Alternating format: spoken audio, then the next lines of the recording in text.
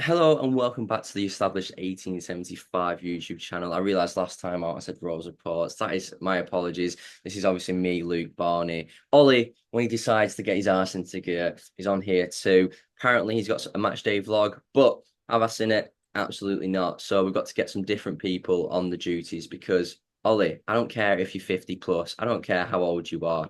It's not on. Don't make false promises, mate. I'm coming for you. I don't care if you live in Blackpool. I'll make my way up there to get you. But we're, of course, joined by Barney. Barney, how are we doing? I'm doing very good, very good. Day after the derby. So we'll see how it goes, huh? I'll be honest with you. I think after such a, I'm not going to say disappointing result because I remember when we were talking about it, we said we'd take a draw. We did. We were very optimistic because going into the game the way we have done, it would have been nice to have a better result out of it. But after a game like that, you do need to recuperate a little bit because I think we could have been very harsh or we could have been very biased. But having a day to think about it, lets it marinate. So, what's your thoughts on the whole situation? Well, if you remember me saying, I did say we'd take a draw under the circumstances. I mean, it's a hard place to go. Everybody knows this. It's a hard place. Last year we got a draw, and the year before that we got a draw in the 95th minute. So, um, due to the sending off, you kind of feel as though, okay, we'll take it. We were under a lot of pressure after that back sending off, but as a Blackburn fan, you can kind of feel as though we were the better team in terms of footballing ability. We didn't show it. Like everybody knows, we should have done so much better. Just from how if you talk to any Blackburn fan, we have played better much all the season. So it is a bit sad that we didn't come away with more than a point, but unbeaten run's still on, and the unbeaten season's still on, mate. Yeah, I love watching looking at Andy Wyman's tweet, the unbitten run continue. Yeah. And I mean it shows when was the last time we had a bit of character like that around the squad? Do you know what I mean? I know we've had it before with, some people we've had a lot of people we don't want around the team, but Andy Wyman seems to be the type of guy you want in there. He seems like the dad of the group. He's cracking the jokes out and he's taken the good-hearted side of a bad situation. But we've got to focus on the match. I think the two key points to take away were two red cards, weren't it, really? And I think looking at that Lewis Baker one, at first, I can't lie to you, watching it on the TV, all right, let the fans comment about go on, you sit at home fan. I don't care, bring it in. I'll take it on the chin. But watching it at first, I didn't think it was a red. I was like, what's Greenwood been sent off here for? Then you look at that in slow motion and you're like, wow, that is an absolute career ender if it wanted to be. I think Baker's should be lucky that he sat on the bench with an ice pack on his knee. That's about it. What did you think of that being there in the stadium? That must have been mental. Well, yeah, no, everybody knows it's a derby. These tackles, you want flying in, but that type of thing. He was off both of his feet, and in the stand, we immediately were like, that is bang out of order. And it was funny seeing the Preston fans' reaction because some of them are a bit delusional and they'll back their team through thick and thin. But honestly, God, half the Preston fans were like head in hands, like, why has he done that? That is such a bad challenge.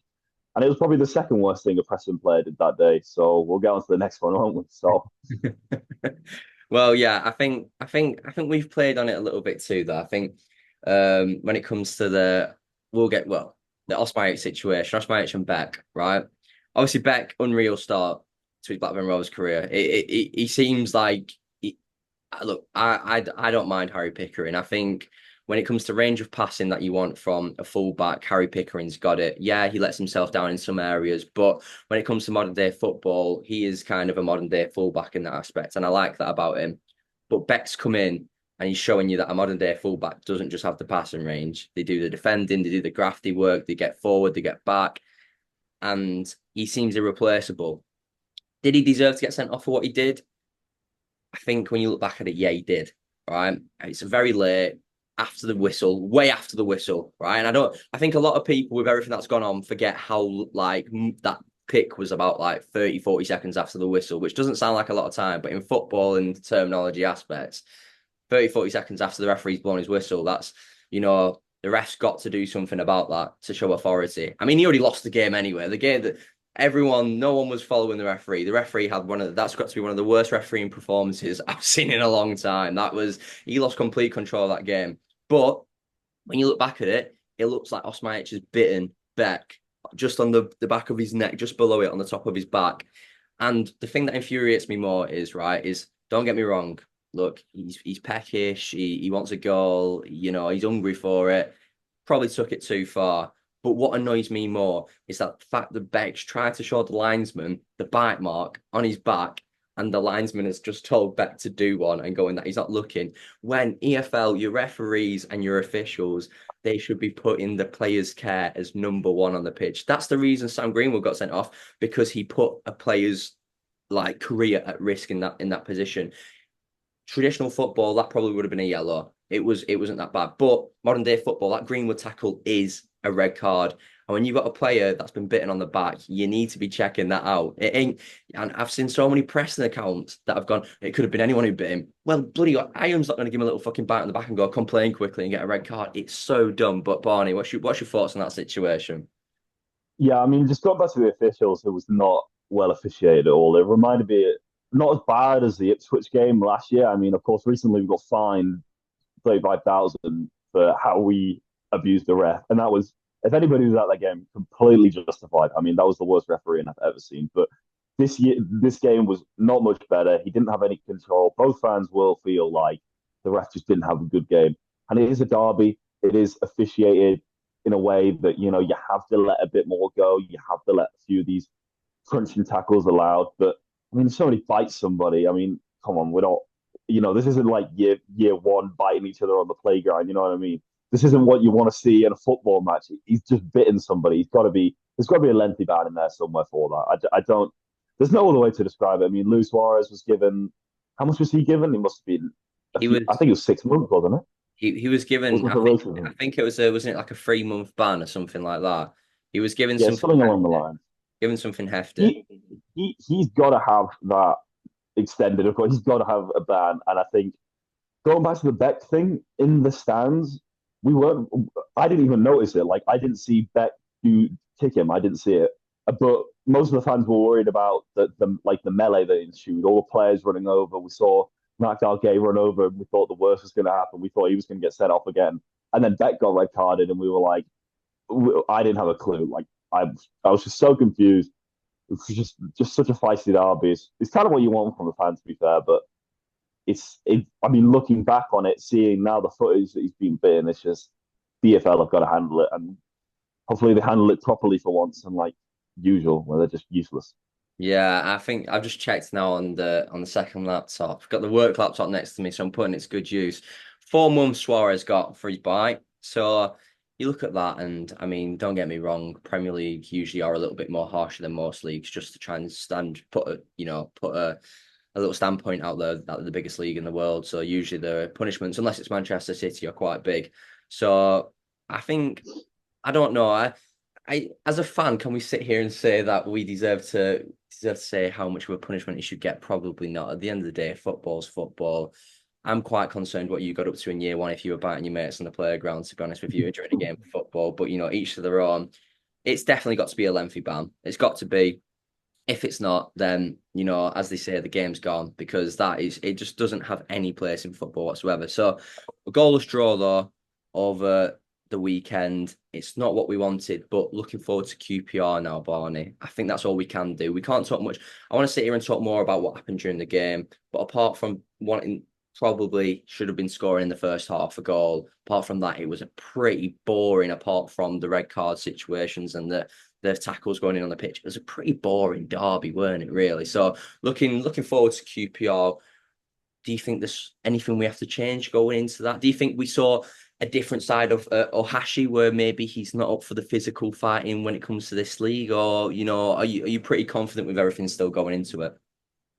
Listen, on the Ahashi thing, I think it's still quite unfair. He is quite new to the league. He is honestly, he is quite physical. He is quite good. It's just that Preston are such a physical team. My dad always calls them the bully team, because they do have massive lads, and they always try and nip it. They're always cheating. That's one of the chants that we were singing. Same old Preston, always cheating. They're always trying to gain an extra yard when they shouldn't be. So it isn't to say that he's going to play at Preston every week. He's not. But I was thinking it would have been smart to start Matt Gay against a team like this. I think Ohashi definitely has a place, of course, for QPR. I think in terms of technique, he was one of the best on the pitch. I thought he was very good at holding up play when he did get the ball to his feet. But if he's in the air, you just can't win it against the likes of Liam Lindsay and those big lads they have at the back. So it's fair enough. He's going to have to make some changes. I don't think Dolan was good enough. I don't think Hedges was good enough. Uh, Players like Sigurdsson have to come back into the fold. I think he's definitely got a place against a team like QPR, who who we definitely can beat on the ground. I think we've shown that in the past few years. I don't think Baker's going to play. I think it might be a bit of a precaution, but I do think he played okay. He's not really a winger, but it seems like Eustace prefers him out in the wide areas, which is quite confusing. But he is quite good, quite creative from those areas. So I'm not too bothered if he did play, if he did recover from that challenge and was able to play. But I think Dolan was off his game. I think if he scores that, it's a completely different game. But it looked much quicker in life. But looking back on it, it is a pretty bad miss, and so you'd hope he'd do a bit better. But listen, it happens. He got one disallowed against Burnley, so maybe his confidence isn't the greatest after being screwed by the officials again. But it is. I do think he sets up Eustace. I think he sets up quite defensively, especially if he goes away to places like Preston. So I'd hope to see a bit of a more of attacking nature given into the team, maybe starting Vyman in the midfield over somebody like Baker. So you'd still have those two, Tronstead and Lewis Travis in midfield, who have been good. They weren't on their best against Preston, but I'd definitely start them as usual. So I think I'd just like Eustace to go for a bit more sometimes. Just go for it a bit more. And one thing that I've seen all of the like Blackburn socials at the minute, well, not all over, but I've seen enough of it to for it to catch my eye, is Todd Cantwell. Do you reckon now after seeing that against Preston, not the way he performed, but seeing how we can play sometimes, do you think we know the quality he's got, we talked about this before. He nearly joined Arsenal for 35, 40 million, not so long ago, and that says a lot. And then the only reason he didn't in the end was there was internal attitude problems. And at the time, Arsenal probably thought absolutely not. But this is championship football. Attitude problems. Does it really matter if he's getting 8.9 ratings on the pitch for the season and then we sell him on for however much? It doesn't matter. And that's not me saying that he isn't going to cause any issues. But do you reckon it's time to finally start giving him his little chance to just show what he's got and rip the championship to shreds? Or do you think, what, he still needs a little bit of time? Mentioning who should start, I think for Campbell to really kick on, I think he's got to start against QPR. I think after this, we've got two hard away games, and you don't really want him starting there because he won't be able to show off his quality in our controlled environment at home. So I think it would be smart. He definitely shows that he shows his quality. He looked really good come off the bench. But I think that maybe was just because Preston were a man down, so he had a lot of time to create a lot of opportunities. But hey, I think he should start. I think he's not up to 100% speed yet, and that's to be expected. I mean, he wasn't playing for Rangers before he came to us. So I would like him to start. And I think if he did start him, it'd show more attacking intent from Eustace. And I think that's what we need. I think that's what we needed against Preston. So hopefully he does start against QPR. And I think everybody in a Blackburn shirt and a Blackburn fan would think that we'd turn over QPR. They did get a win, I believe. Yesterday it was with that big lad Frey up front. So the defenders have got to deal with him because he's quite a physical presence. But I think we should turn them over. Yeah, and for me personally too, we won't give any predictions. We'll save that for the preview later on. But I think going to QPR, you feel pretty confident, wouldn't you? I mean, like I said though, like 0-0 against Preston at Deepdale. Yeah, that's the first 0-0 since. Do you know when, Barney? At Deepdale, what year was it? Ooh, before we beat them 4-1, that's for sure. It might have been in Tony Mowbray era I, when I'm we went pretty, away to I'm them. pretty sure from what I heard, right, when it came to that, it was more than 20 years ago since we've drawn. Oh, here we go. We've done a goalless draw at Deepdale, and that shows you how much was expected at the game. But I don't mind that because it shows, like I said in the preview, it's usually one way or another when it comes to who gets battered. So if we can show we can go to Deepdale, keep it goalless, I think defensively we're in a different place that we've ever been in, really. And I think it showed that. I think our high press was amazing throughout the game too. I think we were so much pressure on that press and defense. And don't get me wrong, they did extraordinarily well to keep playing out of it too. I think any other team probably would have broke, but I think we did well. We look at QPR now, we should be getting the win. But only time will tell. Only time will tell. In John Eustace we trust. But yeah, 0-0 against Preston at Deepdale. Barney, thank you very much for joining us, pal. No worries. Thank you very much for having me. Ah, no need, mate. No need. You're welcome on whenever. I'm sure we'll see plenty more of you, and we'll have all the ball knowledge in the world from Mr. Blackburn himself. But everyone, thanks for watching. Make sure to put any comments down below what you thought on the game. What did you think of that buy? Ridiculous. How much?